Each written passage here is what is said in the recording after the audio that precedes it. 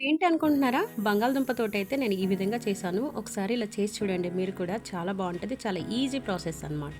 నేను ఒక 2 పెద్ద బంగాళదుంపలు తీసుకొని రౌండ్‌గా ఇలా కట్ చేసుకొని వాటర్‌లో ఏసాననమాట. వాటర్‌లో నానబెట్టేసుకో అట్లే పెట్టేసి 2 స్పూన్లు కార్న్ ఫ్లోర్, 2 స్పూన్లు బియ్యం పిండి, కొద్దిగా ఫుడ్ కలర్ ఏసాను. అలాగే కొద్దిగా కారము, కొంచెం ఉప్పు. ఇవి వేసేసుకొని అన్నీ కలుపుకొని కొద్దిగా వాటర్ పోసేసుకుంటూ ఈ విధంగా కలుపుకోవాలనమాట. ఇలా కలుపుకొని మొత్తం అంతా మరీ జోరుగా కాకుండా, మరీ గట్టిగా కాకుండా నేను చూపించిన విధంగా ఇలా చేయాలి. ఇప్పుడు వీటిని నేను కుల్ఫీ చేస్తాను కాబట్టి ఈ కుల్ఫీ స్టిక్స్ అయితే నా దగ్గర ఉన్నాయి. ఇలా స్టిక్స్‌కి మొత్తం మనకు నచ్చిన విధంగా ఈ విధంగా మొత్తం అన్నీ పెట్టేసుకొని దీనిపైన ఇది మనం కలిపెట్టుకున్న కార్న్ ఫ్లోర్ ఉంటుంది కదా! అది దీంట్లో పైన పోసేసి స్పూన్ తోటి ఇలా డీప్ ఫ్రై చేసుకోవాలి.